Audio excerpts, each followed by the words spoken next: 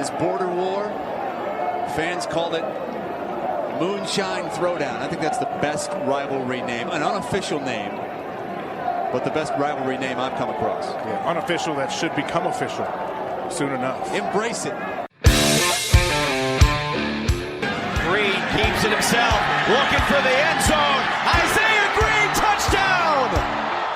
Quarterback keeper for 17, and Marshall back up by 2 touchdowns. Story toward Jackson, got separation to the 20, to the 10, and he will go. Lucky Jackson from 54 yards out. After a Western Kentucky record 16 catches a week ago, he gives the Hilltoppers the early lead today. Pressure off the edge. Screen delivers. What a catch for Levias, who brings it in. Armani Levias to the house. Touchdown, Marshall. And will 46 come on the field? Yes, he will. Corey Munson, the freshman, the true freshman out of Warner Robins, Georgia. As long as 48.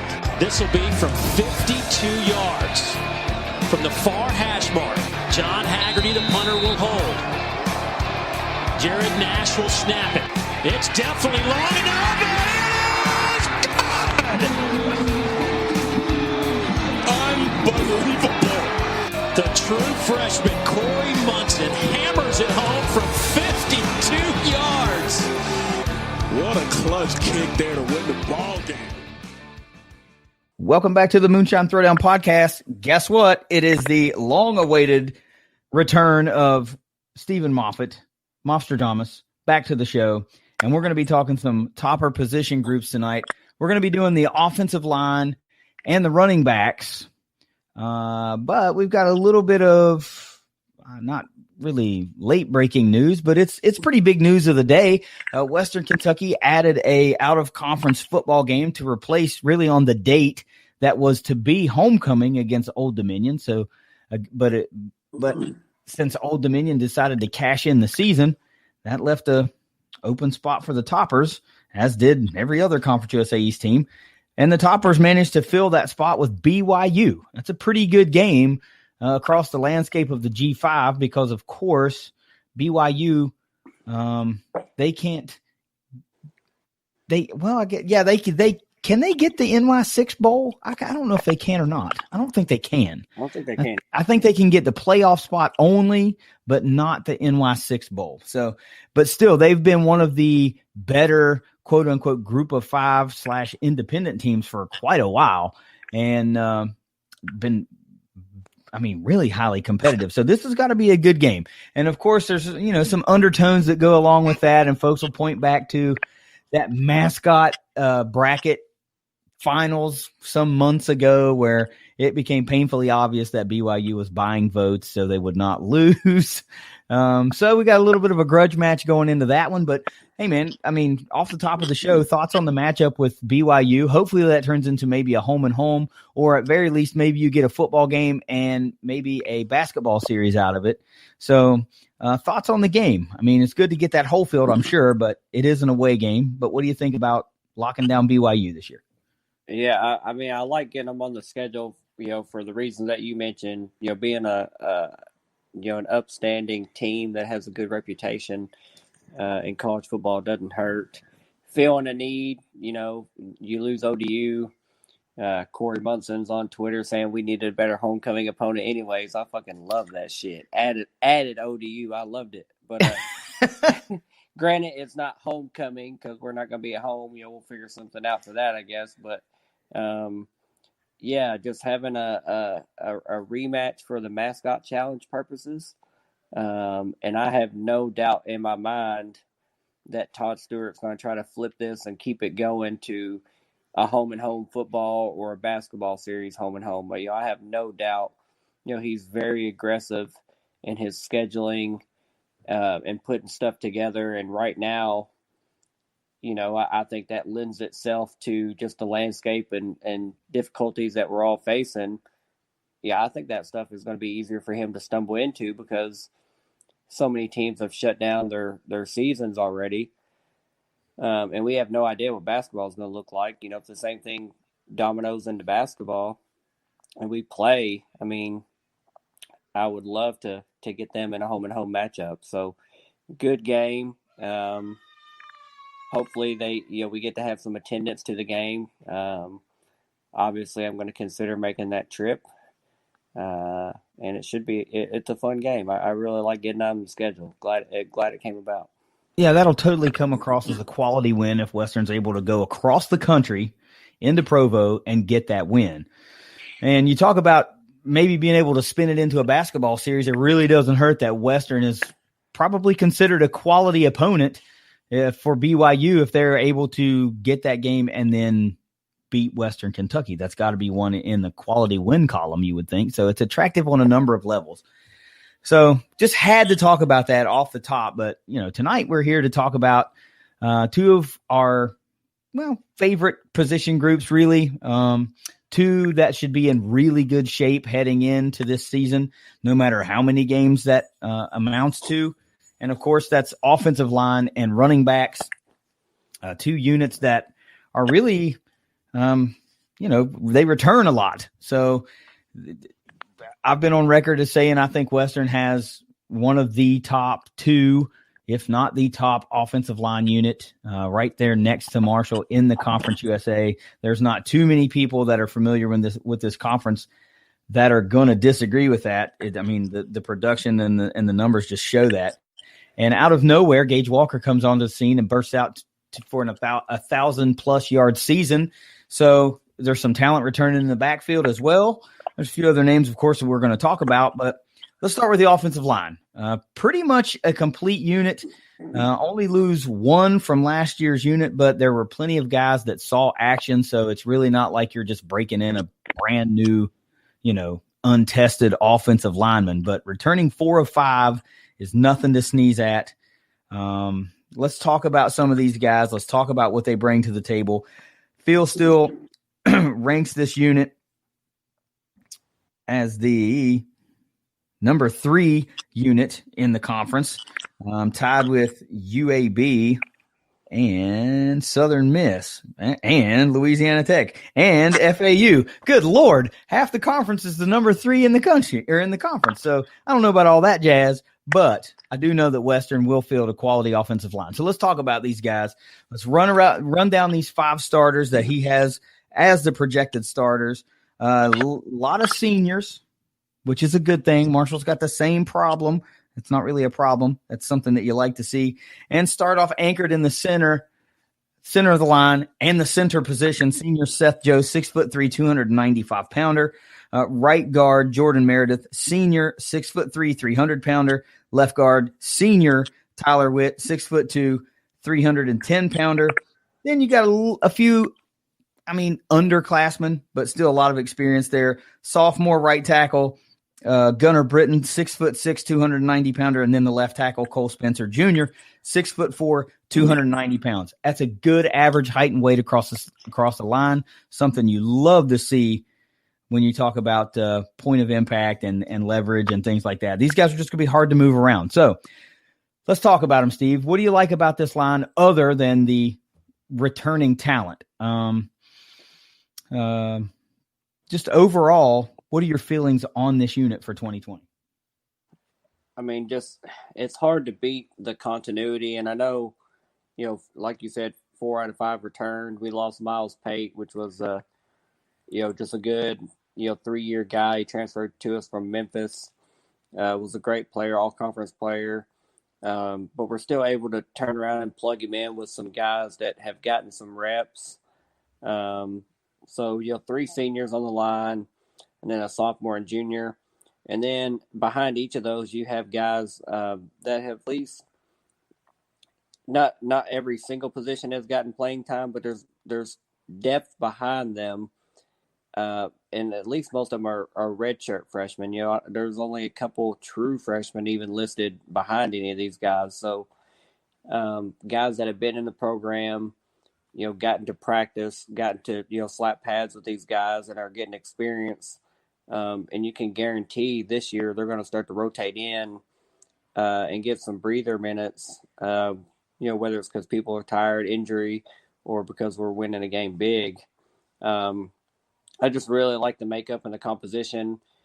have said it with, other groups that we've done, that with the strength of this unit returning, this kind of has to be the year that we kind of have to strike iron. It's hot right now. We've got to hit it now, because next year when we're looking at this group, I mean, we're going to have a couple guys returning, but then we're going to be talking about redshirt sophomores. Hey, Buck, we're going to have to talk about redshirt sophomores that are going to be filling holes.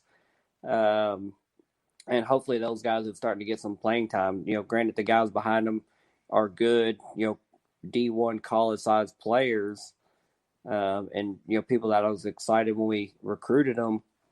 But it's hard to know what you're going to get when you're plugging them into a 12-game season. So,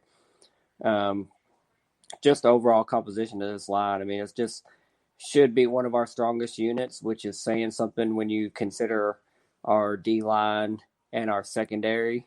D-line, linebackers, and secondary, all three of those are just stacked. I mean, I held no punches when I said that each of those units should be number one when we did those groups. I kind of feel the same way about this one. Tied for third, with four other teams. That's a little bit of a cop-out. That's like a double technical in basketball, man. Just what a cop-out. Just give somebody a T, hold them responsible for it. I know Marshall showing as the number one team. It seems like they always have just a depth of talent in the trenches. So I have no idea, no doubt, even without knowing their players and who they are and what they have, that they're definitely bringing some talent back. They always do. Yeah. They always kind of reload there.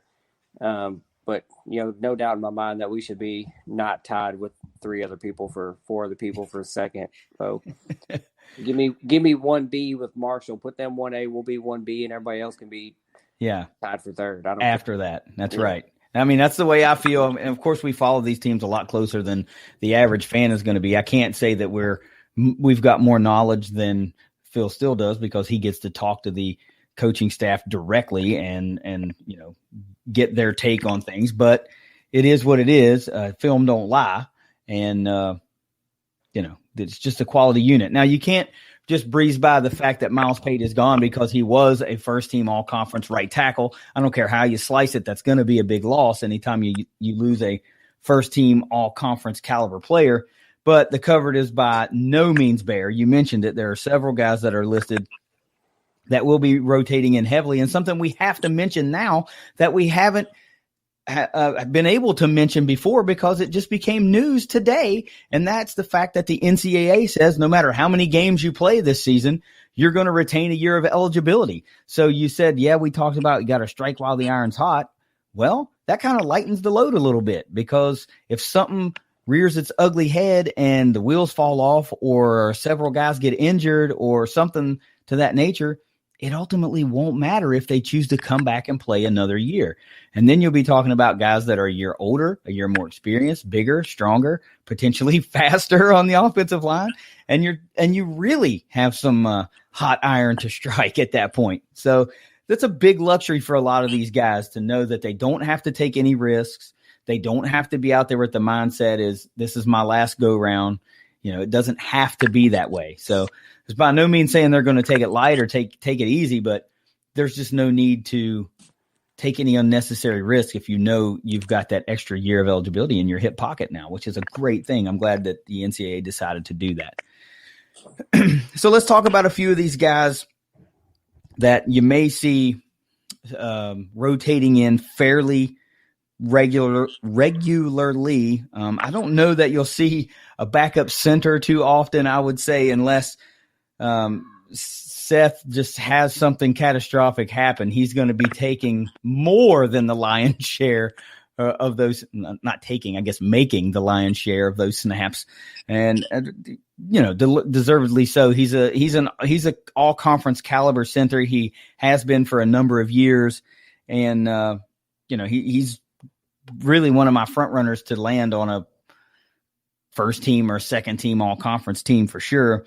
But you look down through the depth chart, so to speak, here that Phil still has, and we're going to talk about just heights, weights, and classes. It is a little bit of a youth movement. Wesley Horton, 6'3", 250, freshman. Jack Randolph, 6'3", 285, redshirt freshman. Mark Good, 6'6", 270, freshman. Lot of youth there.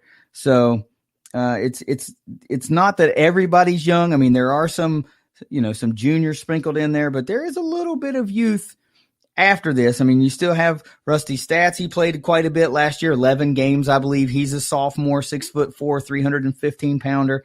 And then there's a junior kind of sprinkled in there in Mason Brooks, the 6'6", 295-pounder. So there's a lot of guys that have played a lot of snaps, but collectively, this unit is the strongest when those first five are on the field for sure.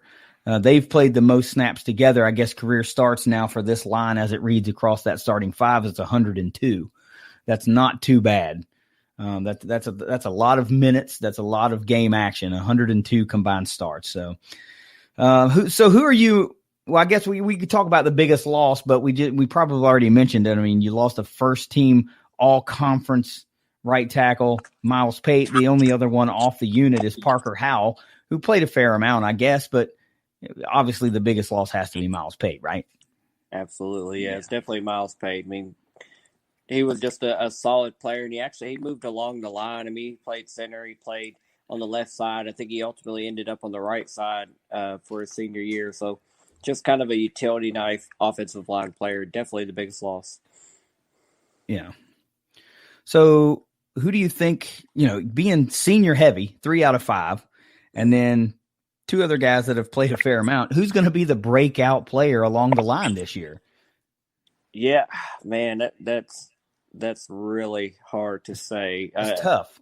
It's really hard because all these guys have played. But man, I really, really, really like the weight room tape that I've seen from one of our guys, and just somebody that I know that during this quarantine, he's not been slacking off. Like, he's been in there like pushing weight. And a couple weeks ago, they showed a clip of him bench pressing 500 pounds. Yep. That's ridiculous. And he's, Tyler Witt is 310 pounds, bench pressing 500. He's been solid his entire career. But I think he's going to really take it up to the next level. And the beneficiary of that is going to be our quarterback and our running back, and Gage Walker with 1,200 yards last year. New quarterback coming in this year. I think we lean heavy on the run game, more so because now we have an established running back. I think Tyler Witt's going to be breaking out and definitely just paving some lanes for that running back to just carve right up through the defense. Yeah, I mean, you look at this left side of this line, and you got Jost, Witt, and Spencer, and you're thinking, wow, what a really formidable left side of a line, right? They're going to be able to open big running lanes. You would think they're going to be able to keep whoever is coming at QB1, which we'll talk about in a later episode. I know that's still getting ironed out, but everybody kind of figures that it'll be Piggy week 1. So, but there's been nothing official named. And, but yeah, I mean, Tyler Witt throwing up 5 bills, great dude already, and hell of a ball player on the field. I like your pick as him being the breakout player.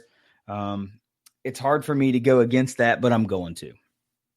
And I've been talking about this dude a lot already this episode, and I'm going to continue to talk about it. I think it's going to be Seth Jost. I think he's going to break out and become a first-team all-conference center. And, the fact that Levi Brown had that locked up for the last several years, and now he's gone, I think really Seth will be able to be appreciated for the type of player that he is, because, Levi was just so good. He was a first-team all-conference player, and now Seth will be able to take that next step and say, hey, man, I'm just as good too. So now I'm going to be your first-team all-conference player. So give me Seth Jost as your breakout player in 2020. for this unit. So how about who are you most excited to see off of this unit? I think I'm most excited to see your guy, Seth Jones. Yeah. To kind of follow up on that because, again, a lot of starts, a lot of games played under his belt.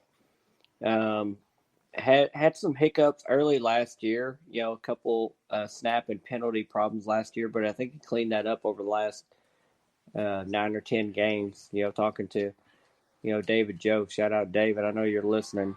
But I think Seth is really in for just a monster year. No doubt as a center, you're literally having your hands on the ball every play. People just kind of underappreciate that role. They look at the quarterback as the guy kind of as the maestro, but the center literally touches the ball every single play. Can I empty one of the boxes? Yes. And the center literally has to be the guy that, kind of brings that stuff all together, makes the show run smoothly, and really confident with what Seth is going to bring to the table. Know that he has also been working. These guys all live together. That that's not just a unit. That's a family on that line. I mean, those guys live, eat, sleep, breathe football life together. So, man, just really excited for him and what they're going to be able to accomplish this year. Because as good as they were last year, bringing it back and doing it again this year, I think they're really going to kind of blow the lid off this thing. It's really going to be a good year. Seth is going to be literally at the center of that. Yeah, so I'm going to piggyback off of that too, because obviously if I think he's going to be the breakout player, I'm most excited to see what he's going to do. And piggybacking off of everything you just said, let me also add that he's been the center for a myriad of quarterbacks over the last couple of seasons at Western Kentucky. So it's really hard to get that long-term chemistry with one quarterback when it's been a different guy. I think Ty Story, he had the longest run with, and that was 9 games or something like that. Before that, in 2018, it was Shanley and Stephen Duncan splitting time. And then in 2019, even, it was Stephen Duncan and Ty Story splitting a little bit of time until ultimately it became Story's job. And who knows in 2020 how many quarterbacks it's going to be. But we do know one thing's for sure. It's going to be a brand new one to start the season because, Story exhausted his eligibility and Stephen Duncan transferred. So I guess technically Shanley's still on the roster. So if he's your day one starter, there will be some familiarity there. But for all intents and purposes, you're probably looking at a new quarterback for game one in 2020. So let's not let that pass by. Having to be a center for all these different guys and all their different cadences and all their different tendencies and still being able to be a very consistent center. Having a hiccup here or there, that's going to happen to anybody.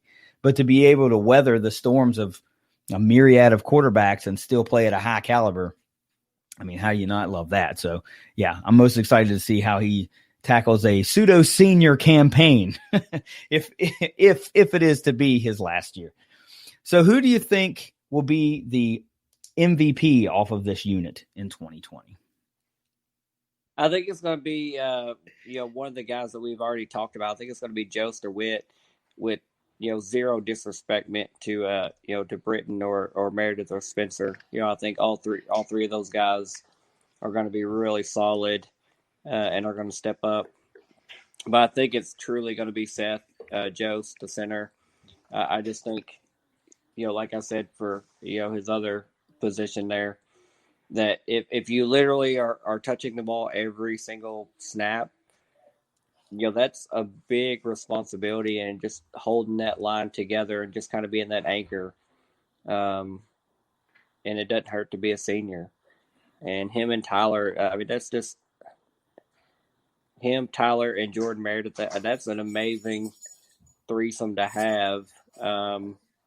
It's a good problem to have. I like having all these seniors, but Seth Jones being at the middle of it, just knowing the work and experience that he brings to the team and the line, really excited for especially our run game this year. I just think our run game is going to be amazing.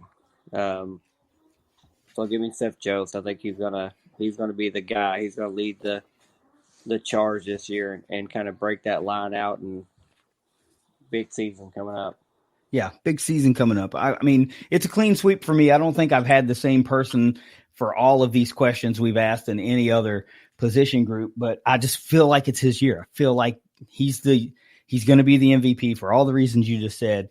As the center goes, as the offensive line goes, so goes the offense. So, if you're the man charged with touching the ball every single time, it's a lot of pressure. And, like Torrey Holt used to say, big players make big plays in big games. And if you approach every game as it's a big game and you approach every play like it's a big play, then you're going to be a big time player, I feel like. So give me Seth Jones as the 2020 MVP off the offensive line. All right, hot take time.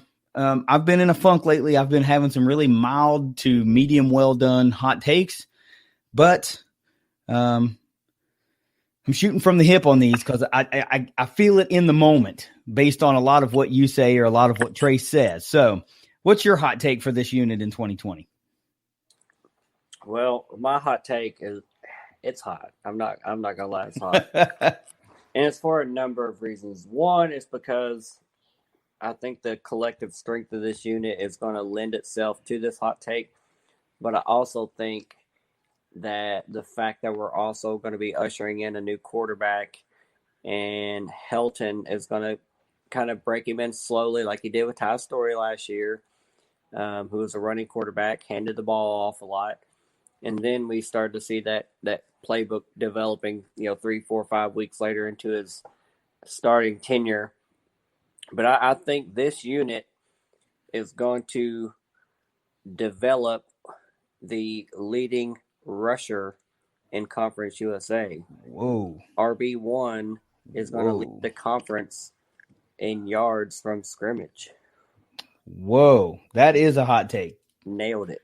That is a hot take. I mean, some folks might not think that's that big of a deal, but I got to remind you that we talked about it earlier, and I'm not trying to make this a 2-horse race, but Marshall has 5 seniors across the offensive line and several other guys that have played a lot of ball. And by the way, they have Brendan Knox, the defending Conference USA MVP or something like that. So, I mean, that is a hot take. That might not seem like hot to some, but that is definitely a hot take. My hot take is I think that they're going to lead the conference in fewest sacks allowed. I think that's how good they're going to be as a unit, game in and game out over the course of a season. I feel like it will also help that you have potentially a little bit of a running, mobile, elusive quarterback in the backfield. You've got a really strong run game. And, oh, by the way, you've got some really capable wideouts and tight ends that we'll talk about later in another episode. So I think all that lends itself to them not having to keep guys off of a quarterback. I think the ball will be out of his hands quick enough, or it will be put in the gut of Gage Walker. So I think they're fully capable of leading in fewest sacks allowed in Conference USA. And I'm going to take it a step further. I think they'll rank in the top 20 in that category in the nation as well. That's just how I see it. So let's transition. We were talking about running backs, and that's going to be the second half of this episode. We're going to talk about the running back position group in 2020. Like we said in the intro or in the beginning, Gage Walker came out of essentially nowhere for Toppers fans. He was on the roster. He was in the secondary, converted to running back last year, and all he did was rush for, 1,100 and some yards? I mean, 1,200. I'm sorry. 1,200. Yeah, 1,208 yards to be exact. A heck of a good ball player. I can't believe he didn't find his way to the backfield before, but, it is what it is. Lands on Phil Steele's preseason Conference USA third team. And this unit ranked by Phil Steele is number 5. So kind of right in the middle. But it is Gage Walker and kind of everybody else. There are some guys that have played some time, that have gained some yardage, but for one reason or another, whether it be injury or just buried in the depth chart, there's not too terribly lot of production after Gage Walker. So let's talk about this unit. All right, the aforementioned Gage Walker, the 6 foot, 195-pound senior, 13 starts, 1,208 yards, 5 yards a carry, and second team all-conference. Behind him, Jakari Moses, coming off of injury, the 5 foot 9, 195-pound junior. He has a little bit of game action, has gained some yards in a Toppers uniform, and that's kind of it. Malik Staples is on there, 6 foot 1, 225-pound senior. I'm sure he's gained yardage somewhere, but I don't know if it's been too much in a Topper uniform. Keyshawn McClendon, the 5 foot 11, 200-pound sophomore, and that's about it, other than who's coming in the 2020 class. So, thoughts about the unit? I know it's real heavy at the top with Gage Walker. So, beyond him, let's talk about the unit. Yeah, kind of understand why Phil still has this number 5, because Gage Walker, I think he took all but 20 total snaps last year from his position. I think Keyshawn McClendon had the other snaps. We end up losing Gino Appleberry, Trey Bass, and Josh Samuel, who are all running backs last year. So just lost some guys that 2 of those 3 had carries under their belt, but left for other situations. And then you look at Malik Staples, who you mentioned, who was a transfer linebacker from Louisville, who had running back experience while at Louisville, kind of repositioning him, kind of the same as Gage Walker. Then you got Jakari Moses coming back from injury. And Keyshawn McClendon also coming back with a little bit of experience. So I understand that ranking of 5th. If it was just ranking who's number 1, we'd probably be a top 2-3 team. But you have to look at the total depth, because that number 1 guy, surely can't take every single handoff, even though he almost did last year. You have to have some experience and some depth. So I understand number 5, but I also expect a good year, no matter who that number 1 is, whether it's Gage or whether it ends up being one of those 2 or 3 guys. So I think we're going to be okay, no matter who that is. Yeah, I guess one other thing we should talk about is that Ty Story chipped in with 200 and almost 300 rushing yards. So that's another thing that's gone off of the roster. It's just a little snippet of production that has to be replaced. And, you would expect that if the quarterback is piggy on for the season, that you're going to recapture some of that yardage, if not maybe a little bit more of that yardage. So, that's all up in the air as well, but you got to like what you see in Gage Walker. He's a proven entity now after one season, after 1,200 plus yards. I had forgotten really about the number of losses and attrition from that room. And let's not forget that Garland LaFrance had switched over to the other side of the ball and playing defense now. So that's yet another one that was just the other day. I saw that just the other day on social media. I thought he was playing wide receiver. If I missed it, he was on. Oh, is it? Is that what it was? Maybe it was. I knew it was a position change. I'm sorry. But I was thinking, I thought I read that and I thought, man, in my head, here was Walker that was on defense, and now he's playing running back, and now you have a running back that's switched and playing in the secondary. I thought that's what I saw, but if I'm wrong, I'm wrong. I'm looking right now. Okay. Well, it's not above me to be proven wrong, folks. I do that. I'm wrong about a lot of stuff. I thought he was number 14. I don't know. Is he not number 14? I don't know. Oh, it's 13. Sorry. No, yeah, he's listed as defensive back. You're there right. we go. See, I thought I saw that the other day. Carry on. This is what's fun about a live recording, right? Love it. Okay, so let's talk about some of these things. Who is the biggest loss from all those guys we just mentioned that have departed for one reason or another? Who's the biggest loss from this group, I guess, heading into 2020? It's Josh Samuel, just because, 2 years ago he was a first team Conference USA freshman running back. Kind of just got lost in the shuffle last year and ended up behind Gage and ultimately behind Keyshawn McClendon. But he was a guy that was productive a couple of years ago, and kind of saw the writing on the wall, saw some people that were going to take all those snaps and decide to go somewhere else. Don't know where he landed.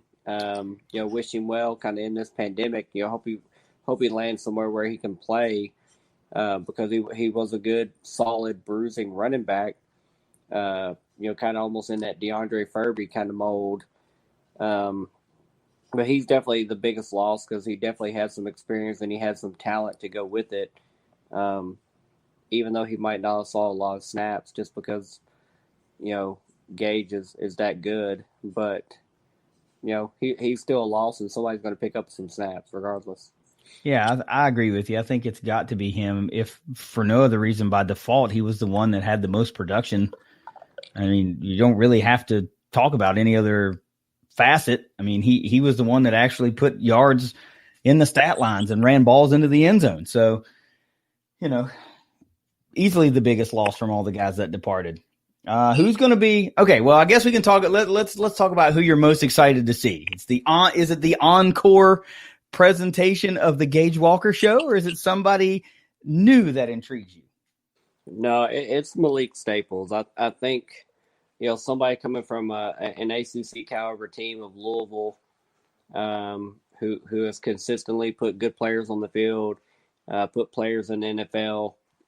He decides to come to Western, changes positions to running back. Obviously a little bit out of necessity because there has been some losses in that room, but he has experience there. I mean, he's been there, done that, and he's just somebody that I don't think you're going to keep him off the field.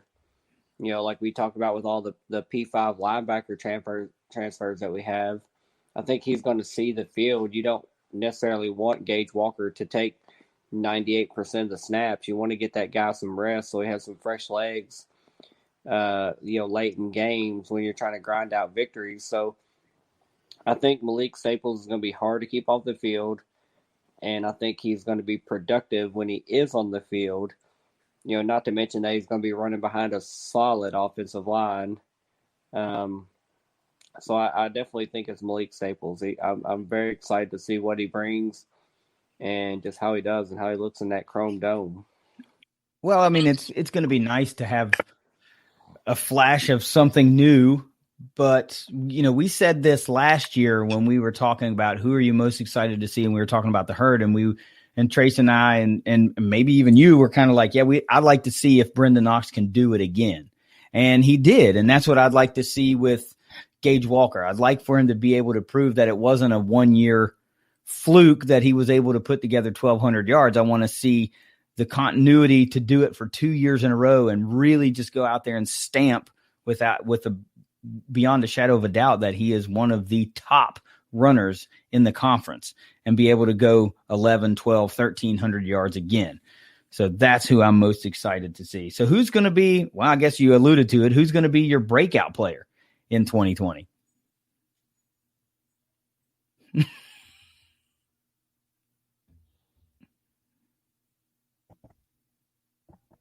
I'm muted. Sorry. I don't want to take the easy way out and say Gage Walker because he had 1,200 yards last year.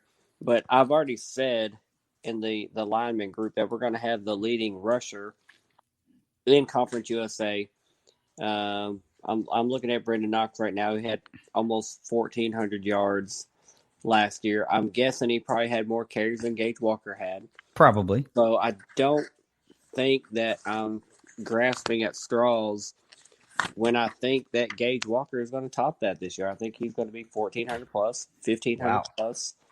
He's going to be leaned on. He's shown that he can do it. We've already talked about him taking 90% plus of the snaps last year. He's going to be that guy until we break Piggy in, hand the ball off, and let him just cloud of dust, let him go. I think he's going to have a solid year. I'm not going to call him like the player of the year, MVP, or anything like that, but I think he's going to have a solid year. So give me Gage Walker. Okay. Just to piggyback off of what you said, by the way, I'm looking it up real quick. Brendan Knox, 270 attempts last year. Gage Walker, 241. So 29 more carries. And, 179 yards Their yards per game differential is 0.1 yards. Wow. Yeah. So it's not far-fetched to extrapolate if Gage Walker would have gotten that extra 30 carries that he would have ended up with, 1,384 yards and like 3 yards behind Knox. But yeah, I'm right there with you. I mean, it's hard to say that a 1,200-yard rusher is a breakout player, but like I said, I feel like the guy is determined to go out and prove that it wasn't a one-year thing and that he is one of the finer runners in the conference. And we hear a lot of other jaw-jacking from some of the other teams that are down here closer to me about their runners. So we'll see. Oh, my God. What? Because Brendan Knox wouldn't even be their fourth straight runner, right? Of course. You're of right. course. They're right. Of course. So Owls up. So that to me says, yeah, I'm breaking out even bigger, right? Give him the 270 yards. I mean, or 70 attempts if that's what it takes. And maybe he goes for 1,500 plus. We'll see. 2020 MVP. Is this the scheduled tweet for both of us? Probably so. Yeah, I mean, MVP's got to be number 5, Gage Walker. I mean, they're going to put it in his belly a lot. They're going to let him just see what he can do. Yeah, I mean, it's Gage Walker. I mean, dude's going to lead the conference in rushing. I mean, it's got to be him. Sorry. Not sorry. Yeah, I mean, we don't always have to be coming up with these crazy takes, right? I mean, when something's obvious, it's obvious. And Gage Walker's obviously set up to be the MVP of this unit. And it's not that far-fetched to think that he's going to be. How about a hot take? I mean, you already said he's going to go for 1,500 yards just in passing in your overall talk. So how the hell do you get hotter than 1,500 yards in a shortened season? I mean, I've already mentioned that he's going to lead the conference in rushing yards. He'll probably lead them in touchdowns, too. That's not even a hot take, though. That's just like a mild take. I think my hot take is his first carry from scrimmage this year will be another touchdown, just like it was last year versus Central Arkansas. 1 carry, 80 yards, touchdown again. I mean, that helps the average. That's for sure. It helps. That's pretty decent when that can happen. All right. Okay. That's kind of like a one-shot deal because either it's going to happen or it doesn't happen, and your hot take is screwed for the season if it doesn't happen. Pressure's all on you, Gage, if you're listening.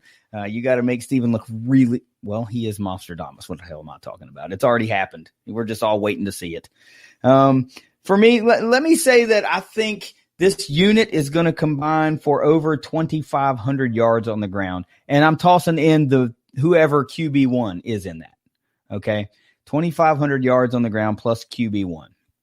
I don't think that's unattainable. It ain't going to be easy. If it were easy, it wouldn't be a hot take. That's a lot. That is a lot. But hell, I think that when Trace and I were talking about it, we threw out some ridiculous number like 3,000 yards as a team or something like that. I mean, I don't know. You should, if you haven't listened to that episode, you got to go back and listen to Trace. I mean, he came up with some crazy numbers. But of course, I also think he was factoring in like perhaps rushing yardage from Xavier Gaines and all the quarterbacks. I think it was just team rushing yards or something like that. So anyway, let's finish this episode up with a few final thoughts, and we'll wrap it up this week. So what do you got? Final thoughts, offensive line, running backs, and anything else? Yeah, I mean, just another strong group, offensive line, running back, kind of understandably under the radar. But Gage is going to break out and kind of show his worth. You know, might even get some NFL considerations. I mean, very athletic kid. But like we mentioned earlier in the offensive line group, he could come back for another year. Who knows? So that's also kind of crazy. There's just so many variables out there right now. And, you know, by the time this uploads, it could change. You know, who knows? So, yeah. Just glad they're practicing, glad they're healthy, glad we're able to even talk about it because, you know, a few months ago I was hell-bent and determined that it wasn't going to happen, but now it feels like we're just days away from, less than a month away now from an opener, which is, looking like it's going to happen. So excited for football. Good offensive line, and we're going to have good running back play. No matter who we're handing it off to, we're going to have a good season from those guys just because it's a strong unit, and there's going to be some holes for them to run through. So, man, ready to see them. Let's go. Yeah, you got to love the offensive line unit for Western Kentucky this year. You said it earlier, them and Marshall are 1 and 1A. There's really not a lot of difference between them other than the fact that Marshall's going 5 seniors across the line, 7 deep to start. And this unit's only going 3 deep across the 5 at senior. And that's really about it. Talent-wise, they are almost mirror images of one another. Highly productive units that obviously open running lanes for 2 of the top rushers in the conference. And I don't know. The only thing you can really just take into account is the fact that there will most likely be a new quarterback, and that always presents new challenges. But hey, the same thing's happening in Huntington. I mean, these teams really can't stop being mirror images of one another. Is it happening in Huntington? I think it's happening in Huntington. I mean, just because a man pulls his name from the transfer portal does not automatically put him back on that one team. I don't think. I don't think that's how it works. So, for as much as I know, which isn't much, there will be a new quarterback in Huntington. So, don't take that for what it's worth. But anyway, follow us on Twitter. There we go. I was going to say follow the guidelines, but that's what Trace does, man. He talks about following the effing guidelines. Follow us on Twitter at MoonshineTD, at MSTD_podcast. And, of course, like, subscribe, and, interact with us as much as you want to on the social media. We love it. Till next week, we're going to come back with tight ends and wide receivers for Western Kentucky. So that's one you don't want to miss. It's the Moonshine Throwdown podcast.